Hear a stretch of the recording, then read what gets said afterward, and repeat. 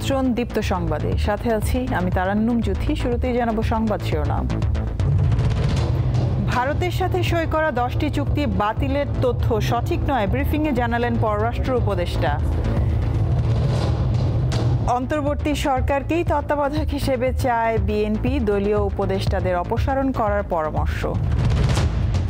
আন্দোলনের মুখে এমপিওভুক্তদের বাড়ি ভাড়া বেড়ে 15%। কাল থেকে ক্লাসে যাবেন শিক্ষকরা। ত্রিভুজ প্রেমের বলি জগন্নাথের ছাত্র জোবায়েদ, আদালতে ছাত্রী বর্ষা ও তার প্রেমিকের স্বীকারোক্তি।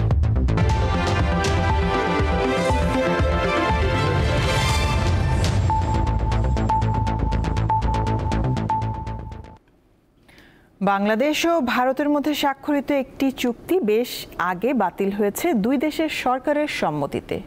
যুব ও ক্রীড়া উপদেষ্টা আসিফ মাহমুদের দাবি করা 10টি চুক্তি বাতিলের তথ্য সঠিক নয়। মঙ্গলবার সাংবাদিকদের প্রশ্নের জবাবে এসব কথা জানান পররাষ্ট্র উপদেষ্টা তৌহিদ হোসেন। আওয়ামী লীগের উপর থেকে নিষেধাজ্ঞা প্রত্যাহার সংক্রান্ত কয়েকটি মানবাধিকার সংগঠনের আহ্বান প্রসঙ্গে তিনি বলেন, সরকার নিজের মতো করেই কাজ করবে। স্থানীয় সরকার, পল্লী উন্নয়ন ও সমবায় মন্ত্রণালয় এবং যুব ও ক্রীড়া মন্ত্রণালয়ের দায়িত্বপ্রাপ্ত উপদেষ্টা আসিফ মাহমুদ সজীব ভুঁইয়ার ভেরিফাইড ফেসবুক পেজে গত 19 অক্টোবর একটি পোস্ট করা হয়, যেখানে দাবি করা হয় বর্তমান অন্তর্বর্তীকালীন সরকার দায়িত্ব নেয়ার পর ভারতের সঙ্গে অন্তত 10টি চুক্তি বাতিল করা হয়েছে আর স্থগিত করা হয়েছে একটি চুক্তি। এছাড়া পুনর্বিবেচনায় রয়েছে 2টি চুক্তি এবং আলোচনা চলছে একটি নিয়ে। এই পোস্ট সামাজিক যোগাযোগ মাধ্যমে আসার পরেই বাংলাদেশ ভারত সম্পর্ক নিয়ে আবারও আলোচনার শুরু হয় নেট দুনিয়ায়। মঙ্গলবার বিকেলে নিজের দফতরে সাংবাদিকদের সামনে ভারতের সঙ্গে চুক্তি বিষয়ে খোলাখুলি কথা বলেন পররাষ্ট্র উপদেষ্টা তৌহিদ হোসেন। যুব ও ক্রীড়া উপদেষ্টা আসিফ মাহমুদের ফেসবুক পোস্টের তালিকা সম্পর্কে তিনি জানান, এর বেশিরভাগটাই সঠিক নয়। যে তালিকাটা এসেছে এটা কোনো একজন দিয়েছেন, সার্কুলেট করেছেন, সেটা সম্ভবত একজন উপদেষ্টা রিটুইট করেছেন তাদের একটা কমেন্ট সহ। কমেন্টটা নিয়ে আমি কোনো কমেন্ট করতে চাই না, হয়তো এটা উনি না করলেও পারতেন। যে তালিকাটা এসেছে ওখানে এটা সঠিক নয়, এর অধিকাংশ এক্সিস্ট করে না আদৌ। একটি মাত্র চুক্তি গার্ডেনরিজের শিপইয়ার্ডের সাথে যে চুক্তিটা ওটা বাতিল করা হয়েছে, এটুকু আমি জানি। এটা তো অনেক পুরনো, অনেক দিন আগেই করা হয়েছে। রাষ্ট্রীয় গুরুত্বপূর্ণ বিষয়ে একজন উপদেষ্টা এমন তথ্য পাবলিক ডোমেইনে শেয়ার করার পরেও এ নিয়ে সহকর্মীকে কোনো অনুরোধ বা আহ্বান জানাতে রাজি নন পররাষ্ট্র উপদেষ্টা। আপনার একজন ক্যাবিনেট কলিগ এটা শেয়ার করেছেন, এটা আপনার সরকারের সমন্বয়হীনতা কিনা এ নিয়ে আমি কোনো মন্তব্য করব। মাননীয় উপদেষ্টা এই চুক্তি যেটি বাতিল করেছেন এটা আসলে কিভাবে বাতিল হলো? দুপক্ষের সমঝোতায় অবশ্যই। এদিকে আওয়ামী লীগের কার্যক্রম নিষিদ্ধ করে দেয়া নির্বাহী আদেশ প্রত্যাহার করতে কয়েকটি মানবাধিকার সংগঠন যে আহ্বান জানিয়েছে তার পরিপ্রেক্ষিতে পররাষ্ট্র উপদেষ্টা বলেছেন, সরকার নিজের মতো করেই কাজ করবে। সরকারের পক্ষে তাদের সব কিছু মেনে নেওয়া কখনোই সম্ভব হবে না। অবশ্যই আমরা যখন কোনো মানবাধিকার নিয়ে যখন কোনো কনসার্ন আসে সেটাকে আমরা বিবেচনায় নিই এবং সরকারের পক্ষে যেটুকু সম্ভব সেটা করা হয়। এক প্রশ্নের জবাবে পররাষ্ট্র উপদেষ্টা জানান, কোনো বাংলাদেশিকেই রাশিয়া বা ইউক্রেনের পক্ষে যুদ্ধে যোগ দেওয়ার অনুমতি দেয়নি সরকার। ইউক্রেন অথবা রাশিয়ার পক্ষে যুদ্ধ করার জন্য অনুমতি দিচ্ছি না। রুবায়েত হাসান, দীপ্ত সংবাদ, ঢাকা। আসন্ন নির্বাচন সামনে রেখে অন্তর্বর্তীকালীন সরকারকে তত্ত্বাবধায়ক সরকারের ভূমিকায় যাওয়ার দাবি জানিয়েছে বিএনপি। মঙ্গলবার প্রধান উপদেষ্টার সঙ্গে বৈঠক শেষে এই কথা জানান দলটির মহাসচিব মির্জা ফখরুল ইসলাম আলমগীর। সরকারের মধ্যে কোনো দলীয় লোক থাকলে তাদের অপসারণ করতে প্রধান উপদেষ্টার কাছে দাবি জানিয়েছে দলটি। মঙ্গলবার বিকেলে প্রধান উপদেষ্টা ডক্টর মোহাম্মদ ইউনূসের সাথে বৈঠক করে বিএনপির একটি প্রতিনিধি দল। এতে ফেব্রুয়ারির জাতীয় সংসদ নির্বাচন নিয়ে সরকারের প্রস্তুতির বিষয়ে আলোচনা হয়। পরে সাংবাদিকদের প্রশ্নের জবাবে বিএনপি মহাসচিব মির্জা ফখরুল ইসলাম আলমগীর বলেন, ত্রয়োদশ জাতীয় সংসদ নির্বাচনকে অর্থবহ ও সবার কাছে গ্রহণযোগ্য করতে হলে এখনই অন্তর্বর্তী সরকারকে তত্ত্বাবধায়ক সরকারের মতো ভূমিকা নিতে হবে। জাতীয় সংসদ অনুষ্ঠানকে অর্থবহ, নিরপেক্ষ, সকলের কাছে গ্রহণযোগ্য করে তোলার জন্য এই মুহূর্ত থেকে যেটা প্রয়োজন হচ্ছে অন্তর্বর্তীকালীন সরকারকে এখন কেয়ারটেকার গভর্নমেন্টের আদলে নিতে হবে। নির্বাচনের সময় সরকারকে সম্পূর্ণ নিরপেক্ষ রাখার দাবি জানিয়ে বিএনপি সরকারের মধ্যে কোনো দলীয় ব্যক্তি থাকলে তাদের অপসারণের আহ্বান জানিয়েছে। সরকারের মধ্যে যদি কোনো দলীয় লোক থেকে থাকেন তাকে অপসারণ করার জন্য আমরা দাবি জানিয়ে এসেছি। তিনি অভিযোগ করেন প্রশাসনের কিছু কর্মকর্তা পুরনো সরকারের স্বার্থ পূরণ করছেন। তাদের অপসারণের জন্য প্রধান উপদেষ্টার কাছে দাবি জানানো হয়েছে। সেক্রেটারিয়েটে যারা এখনো আছেন, যাদেরকে চিহ্নিত ফ্যাসিস্টদের দোষর বলা হয়, তাদেরকে সরিয়ে সেখানে নিরপেক্ষ কর্মকর্তা দেওয়ার জন্য আমরা বলেছি। প্রশাসনে দলীয় প্রভাবমুক্ত কর্মকর্তা নিয়োগ, পুলিশে নিরপেক্ষ নিয়োগ ও পদোন্নতি এবং বিচার বিভাগে নিরপেক্ষ বিচারকদের দায়িত্ব দেওয়ার বিষয়েও প্রধান উপদেষ্টার কাছে দাবি জানিয়েছে বিএনপি। এদিকে বিএনপির পর বুধবার প্রধান উপদেষ্টার সঙ্গে বৈঠক করবে বাংলাদেশ জামায়াত ইসলামী। জহুরুল মোহসান, দীপ্ত সংবাদ, Dhaka.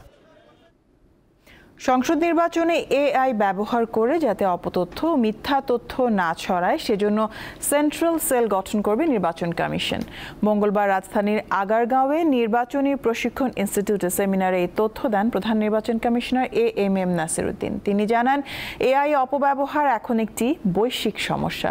Integration of artificial intelligence in upcoming national parliament election to counter misinformation and disinformation শীর্ষক সেমিনারে ইসি সচিবালয় সহ সংশ্লিষ্ট সংস্থাগুলোর দায়িত্বশীল কর্মকর্তারা অংশ নেন।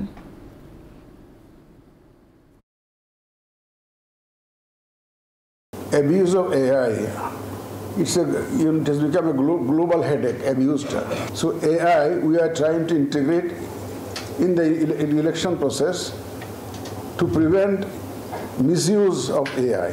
আমরা প্ল্যান করেছি যে এখানে একটা মিসইনফরমেশন এন্ড ডিসইনফরমেশন অ্যাড্রেস করার জন্য একটা সেন্ট্রাল সেল আমরা করব। কার্যক্রমে নিষেধাজ্ঞা থাকা আওয়ামী লীগের নেতাকর্মীরা ঢাকার বিভিন্ন স্থানে বিক্ষোভ মিছিল করেছে। মঙ্গলবার সকাল 10টা থেকে 11:30টার মধ্যে বের করা এইসব মিছিল থেকে 131 জনকে গ্রেপ্তার করা হয়েছে বলে জানিয়েছে ঢাকা মহানগর পুলিশ। এক সংবাদ বিজ্ঞপ্তিতে জানানো হয়েছে, মতিঝিল থানা 40 জন, গুলশান থানা 24 জন, ডিবি ওয়ারি 22 জন ও মোহাম্মদপুর থানা পুলিশ 8 জনকে গ্রেপ্তার করেছে। উত্তর পূর্ব থানা, ধানমন্ডি থানা, নিউ মার্কেট থানা ও পল্টন থানা পুলিশ গ্রেপ্তার করেছে 6 জন করে। এছাড়া উত্তরা পশ্চিম থানা 2 জন, খিলক্ষেত থানা 4 জন, ক্যান্টনমেন্ট থানা 3 জন, শাহবাগ থানা 3 জন ও হাতিরঝিল থানা 1 জনকে গ্রেপ্তার করেছে।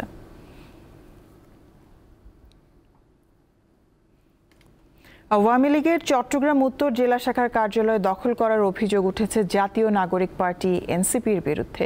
মঙ্গলবার বিকালে নিউ মার্কেটের দোস্ত বিল্ডিং অবস্থিত কার্যালয়টি দখল করা হয়। এনসিপির চট্টগ্রাম নগর কমিটির যুগ্ম সমন্বয়কারী ও বৈষম্য বিরোধী ছাত্র আন্দোলনের সাবেক আহ্বায়ক আরিফ মঈনুদ্দিন এই দখলের নেতৃত্ব দেন।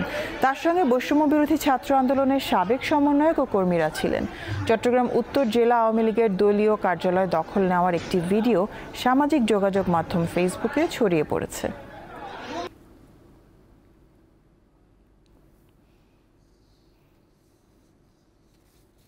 এমপিওভুক্ত শিক্ষক কর্মচারীদের টানা আন্দোলনের মুখে বাড়ি ভাড়া ভাতা 15% করার সিদ্ধান্ত নিয়েছে অন্তর্বর্তী সরকার। দুই পক্ষের মধ্যেই সমঝোতা হওয়ায় আন্দোলন আপাতত স্থগিতের ঘোষণা দিয়েছেন শিক্ষকরা। এই ভাতা 2 ধাপে কার্যকর করার কথা জানিয়েছে সরকার। কাল থেকে ক্লাসে যোগ দিবেন শিক্ষকরা। বাড়ি ভাড়া 20% করাসহ 3 দফা দাবিতে টানা 10 দিন ধরে আন্দোলন করে আসছে এমপিওভুক্ত শিক্ষা প্রতিষ্ঠানের শিক্ষক কর্মচারীরা। আন্দোলনের মুখে অবশেষে 15% হারে বাড়ি ভাড়া ভাতা দিতে রাজি হয়েছে অন্তর্বর্তী সরকার। মঙ্গলবার সচিবালয়ে শিক্ষা উপদেষ্টা ও মন্ত্রণালয়ের কর্মকর্তাদের সঙ্গে বৈঠক শেষে সম্মতিপত্র শিক্ষক নেতাদের হাতে তুলে দেন শিক্ষা উপদেষ্টা। এই সময় আন্দোলন স্থগিতের প্রতিশ্রুতি দেন শিক্ষক নেতারা। তাদের যে বেতন কাঠামো এবং অন্যান্য সুযোগ সুবিধা সেটা যথেষ্ট রকমভাবে কম। আমরা খুশি যেটা হয়েছে এবং আলাপ আলোচনা হয়েছে এবং সবকিছুর প্রেক্ষিতে গুরুত্বপূর্ণ এটা একটা অর্জন এই সেক্টরের আমরা মনে করি। শিক্ষকদের ইতিহাসে এটা একটা মাইল ফলক হয়ে থাকবে বলে আমরা বিশ্বাস করি। আর স্বাধীনতার পর থেকে আমাদের শিক্ষকদেরকে যে বাড়ি ভাড়া দেওয়া হতো মাত্র 1000 টাকা, একেবারেই প্রথম আমরা এখানে ঘোষণা দিচ্ছি যে আমরা আগামীকালকে থেকে আমাদের শ্রেণীকক্ষে ফিরে যাবো ইনশাল্লাহ। পরে শহীদ মিনারে আনুষ্ঠানিক সংবাদ সম্মেলন করে আন্দোলন স্থগিতের ঘোষণা দেন তারা। আমাদের বাড়ি ভাড়া এটা 15% প্রজ্ঞাপন, এটা আমার হাতে নিয়ে আমি এসেছি। 7.5% নভেম্বর থেকে পাবেন। আর আগামী জুলাই থেকে আরো 7.5% এটা উল্লেখ করা আছে এখানে। চলতি বছরের 1 নভেম্বর থেকে মূল বেতনের 7.5% বাড়ি ভাড়া ভাতা পাবেন শিক্ষক কর্মচারীরা। আর আগামী বছরের 1 জুলাই থেকে আরো 7.5% বাড়ি ভাড়া ভাতা যুক্ত হবে। হেদায়েতুল্লাহ সীমান্ত, দীপ্ত সংবাদ, ঢাকা। জাতীয় অর্থনৈতিক পরিষদের নির্বাহী কমিটি একনেক সভায় 13টি প্রকল্প অনুমোদন দেওয়া হয়েছে। এসব প্রকল্পে মোট ব্যয় ধরা হয়েছে 1988 কোটি টাকা। মঙ্গলবার প্রধান উপদেষ্টা ডক্টর মোহাম্মদ ইউনূসের সভাপতিত্বে রাজধানী শেরেবাংলা নগরে পরিকল্পনা কমিশনের এনইসি সম্মেলন কক্ষে এই সভা অনুষ্ঠিত হয়। অনুমোদিত প্রকল্পগুলোর মধ্যে সরকারি অর্থায়ন থাকছে 1885 কোটি 7 লাখ টাকা, প্রকল্প ঋণ 53 কোটি 2 লাখ টাকা এবং সংস্থার নিজস্ব অর্থায়ন থাকবে 50 কোটি টাকা।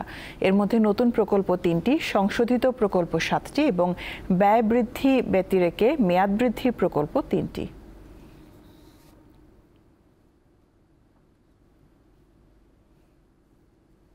দেশের ব্যাংক খাতে সুশাসন ফেরাতে বাংলাদেশ ব্যাংকের স্বায়ত্তশাসনের দাবি জানিয়েছেন অর্থনীতিবিদরা।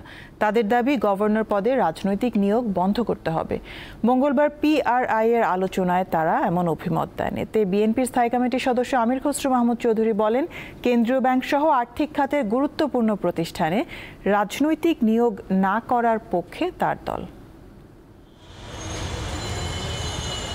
1972 সালে গঠনের পর থেকেই দেশের আর্থিক খাতের নিয়ন্ত্রক সংস্থা বাংলাদেশ ব্যাংক স্বায়ত্তশাসিত প্রতিষ্ঠান হিসেবে বিবেচিত হচ্ছে। কেন্দ্রীয় ব্যাংক পরিচালনা ও নিয়ন্ত্রণের ক্ষমতা গভর্নরের ওপর ন্যস্ত, আর সরকার 4 বছরের জন্য যে কাউকে গভর্নর নিযুক্ত করতে পারেন। মেয়াদ শেষে তার পুনর্নিয়োগের সুযোগ থাকে। এমন বাস্তবতায় বারবারই সামনে উঠে আসছে কেন্দ্রীয় ব্যাংকের স্বাধীনতার বিষয়টি।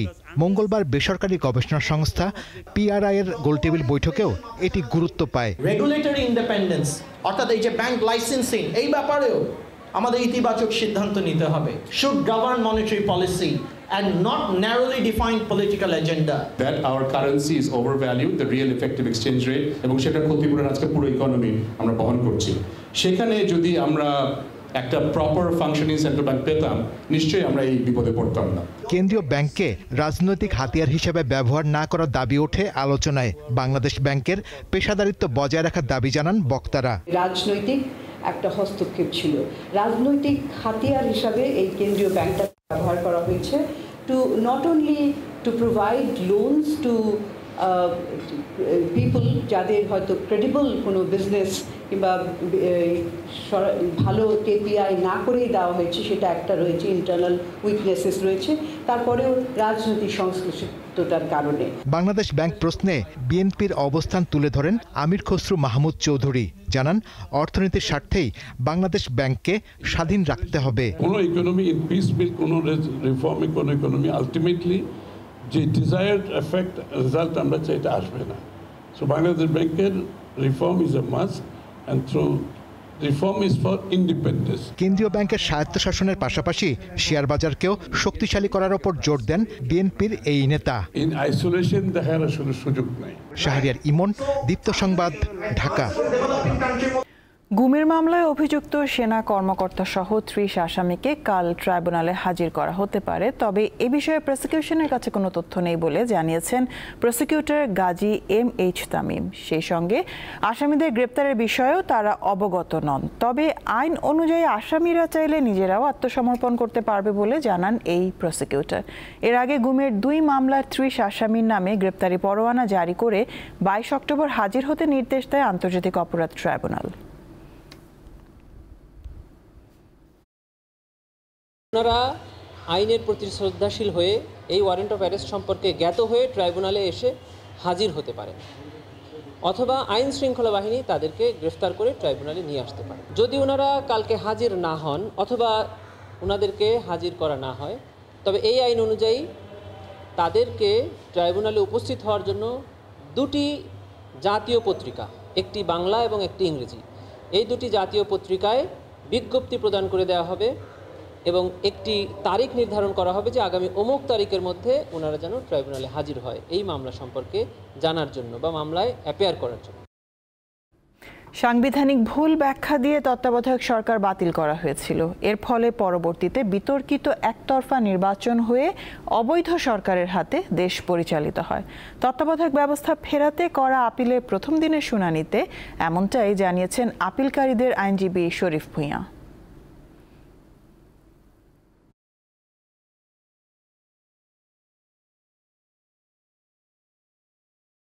এই জাজমেন্টটা আইনগতভাবে দুর্বল, এটার কাঠামোগতভাবে দুর্বল। ত্রয়োদশ সংশোধনী রায় হচ্ছে একটা রায় কিভাবে না লিখতে হয় তার একটা প্রকৃষ্ট উদাহরণ, এবং এটার শুনানি আজকে শুরু হয়েছে। আমরা আমাদের অনেকগুলো বক্তব্য পেশ করেছি আজকে, এবং আমরা আশা করছি হয়তো কালকে আমাদের পক্ষের শুনানি আমরা শেষ করতে পারবো।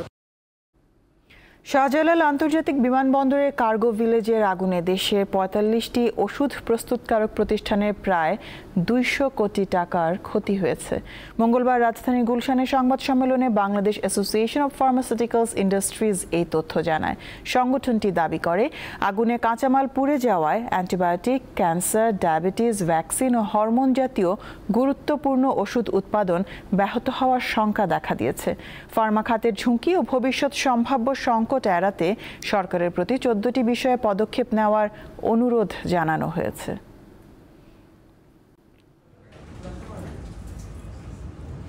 ১২ বছরের শিশু গৃহকর্মীকে ধর্ষণের অভিযোগে DMP traffic police constable Ruhul আমিনকে গ্রেপ্তার করেছে নারায়ণগঞ্জ থানা পুলিশ। রাজধানী ঢাকার কলাবাগানে এক বাসায় গৃহকর্মীর কাজ করত ভুক্তভোগী ওই শিশু। সোমবার দুপুরে বাসা থেকে বেরিয়ে ট্রাফিক কনস্টেবল রুহুল আমিনের সাথে দেখা করে শিশুটি। পরে রুহুল কৌশলে তাকে নারায়ণগঞ্জের বন্দর থানা এলাকার এক ভাড়া বাসায় নিয়ে রাতভর নির্যাতন চালায়। সকালে তাকে ঢাকার কলাবাগানের বাসায় নিয়ে যাওয়ার সময় সে চিৎকার শুরু করলে আশপাশের লোকজন জড়ো হয়ে রুহুলকে আটক করে পুলিশে খবর দেয়। পুলিশ এসে অভিযুক্ত রুহুলকে গ্রেপ্তার করে। নোয়াখালীর হাতিয়ায় ৫টি ট্রলার সহ প্রায় ২ টন ইলিশ জব্দ ও ৪৬ জেলেকে আটক করা হয়েছে। মঙ্গলবার দুপুরে হাতিয়া উপজেলা নির্বাহী কর্মকর্তা ও ভ্রাম্যমাণ আদালতের নির্বাহী ম্যাজিস্ট্রেট মোহাম্মদ আলাউদ্দিন জব্দকৃত মাছগুলো বিভিন্ন এতিমখানায় বিতরণ করেন। এর আগে সোমবার রাত থেকে মঙ্গলবার সকাল পর্যন্ত বঙ্গোপসাগরের ভাসানচর এলাকায় অভিযান চালিয়ে তাদের আটক করা হয়। অভিযানে সহযোগিতা করে নৌ পুলিশের একটি দল।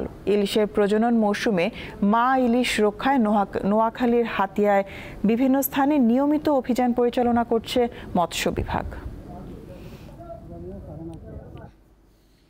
নানা কর্মসূচিতে ৩৩তম প্রতিষ্ঠাবার্ষিকী উদযাপন করেছে জাতীয় বিশ্ববিদ্যালয়। এ উপলক্ষে মঙ্গলবার সকালে জাতীয় বিশ্ববিদ্যালয় ক্যাম্পাসে আয়োজিত আনন্দ র্যালির নেতৃত্ব দেন বিশ্ববিদ্যালয়ের vice chancellor professor doctor ASM Amanullah. জাতীয় বিশ্ববিদ্যালয়ের সকল ডিন, রেজিস্ট্রার, বিভাগীয় প্রধান, শিক্ষক, কর্মকর্তা, কর্মচারী ও শিক্ষার্থীবৃন্দ র্যালিতে অংশগ্রহণ করে। পরে কেক কাটা হয়। দেশে উচ্চশিক্ষার প্রসার, বিশেষ করে সারা দেশে কলেজ ও বিভিন্ন শিক্ষা প্রতিষ্ঠানের মাধ্যমে স্নাতক ও স্নাতক ডিগ্রি প্রদানের লক্ষ্যে ১৯৯২ সালের ২১ অক্টোবর যাত্রা শুরু করে জাতীয় বিশ্ববিদ্যালয়। বর্তমানে জাতীয় বিশ্ববিদ্যালয়ের অধীনে ২,২৫৭টি কলেজ ও শিক্ষা প্রতিষ্ঠান রয়েছে, যার শিক্ষার্থীর সংখ্যা প্রায় ৩৮ লাখ। প্রথমবারের মতো নারী প্রধানমন্ত্রী পেয়েছে জাপান। দেশটির ইতিহাসে প্রথম নারী প্রধানমন্ত্রী নির্বাচিত হয়েছেন কট্টরপন্থী রক্ষণশীল ব্যক্তিত্ব সানায়ে তাকাইচি। মঙ্গলবার জাপানের পার্লামেন্টের ভোটে নির্বাচিত হন তিনি। নিম্নকক্ষে ২৩৭টি ভোট পান তাকাইচি, যা সাধারণ সংখ্যাগরিষ্ঠতার জন্য প্রয়োজনীয় ভোটের চেয়েও বেশি। এছাড়া উচ্চকক্ষে ১২৫টি ভোট পেয়ে প্রধানমন্ত্রী পদে নির্বাচিত হন তিনি। জাপানে আয়রন লেডি হিসেবে পরিচিত তাকাইচি দেশটিতে গত ৫ বছরের মধ্যে চতুর্থ প্রধানমন্ত্রী।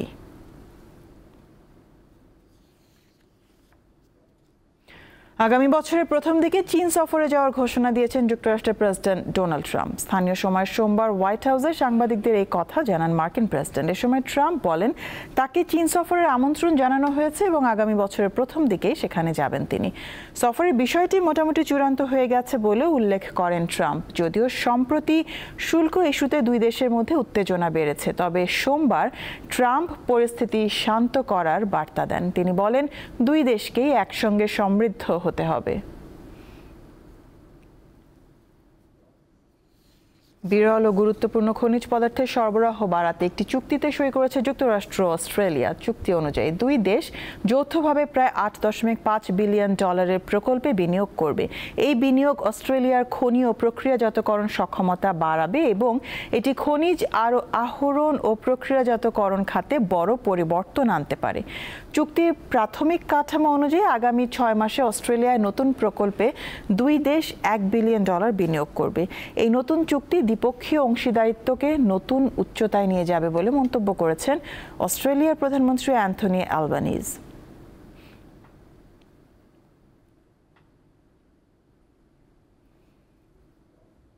গাজায় যুদ্ধবিরতি চুক্তি লঙ্ঘন করে হত্যাযজ্ঞ চালিয়ে যাচ্ছে ইসরায়েল। স্থানীয় সময় সোমবার পৃথক 2 স্থানে ইসরায়েলি বাহিনীর গুলিতে অন্তত 4 জন ফিলিস্তিনি প্রাণ হারান। নিহতরা সবাই নিজেদের বাড়িতে ফেরার চেষ্টা করছিলেন। ইসরায়েলি সেনাবাহিনীর দাবি, নির্দিষ্ট হলুদ সীমারেখা অতিক্রম করায় কয়েকজনের উপর গুলি চালানো হয়। গত 4 অক্টোবর মার্কিন প্রেসিডেন্ট ডোনাল্ড ট্রাম্পের প্রকাশিত এক মানচিত্রে এই হলুদ সীমারেখাটি বা ইয়েলো লাইন নির্ধারণ করা হয়। তবে গাজাবাসী বলছেন তারা জানেন না এই ইয়েলো লাইন আসলে কোথায়। হামাসের সঙ্গে যুদ্ধের স্থায়ী অবসানের লক্ষ্যে নেতানিয়াহুর সঙ্গে আলোচনা করতে মঙ্গলবার ইসরায়েলে পৌঁছেছেন মার্কিন vice president JD Vance. Asia কাপের প্রস্তুতির অংশ হিসেবে 2টি প্রীতি ম্যাচ খেলতে থাইল্যান্ডে গেছে বাংলাদেশ নারী ফুটবল দল। এই 2 ম্যাচের জন্য সোমবার 23 সদস্যের দল ঘোষণা করে বাংলাদেশ। থাইল্যান্ডের ব্যাংককে আগামী 24 ও 27 অক্টোবর 2টি ম্যাচ অনুষ্ঠিত হবে। আগামী বছর 1 মার্চ থেকে 21 মার্চ পর্যন্ত অস্ট্রেলিয়ার 3 শহর পার্থ, সিডনি ও গোল্ড কোস্টে হবে নারী এশিয়ান কাপের আসর। এবারই প্রথম এই টুর্নামেন্টে খেলার যোগ্যতা অর্জন করেছে বাংলার মেয়েরা।